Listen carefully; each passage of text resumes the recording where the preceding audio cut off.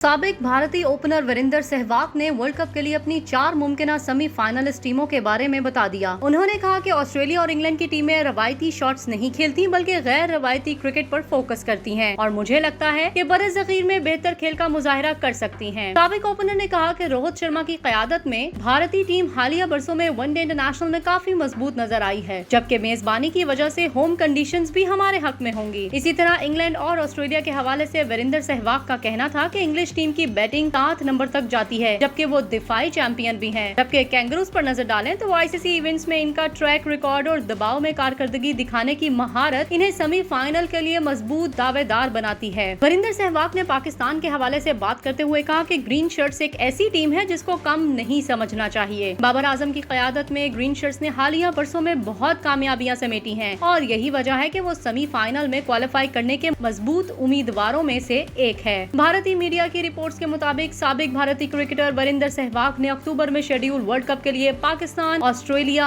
England और मेजबान हिंदुस्तान को मेगा इवेंट के लिए फेवरेट करार दिया है। कबल साबिक ऑस्ट्रेलियाई क्रिकेटर ग्लेन मैकग्रा, इंग्लिश कप्तान आयन मोर्गन ने भी पाकिस्तान, ऑस्ट्रेलिया, इंग्लैंड और भारत को सेमीफाइनलिस्ट टीमों के हवाले से पेशगोई की थी। वाज़ेह रहे कि भारत में शेड्यूल वर्ल्ड कप सन 2023 का आगाज 5 अक्टूबर से होगा, जबकि इवेंट का फाइनल 19 नवंबर को होगा।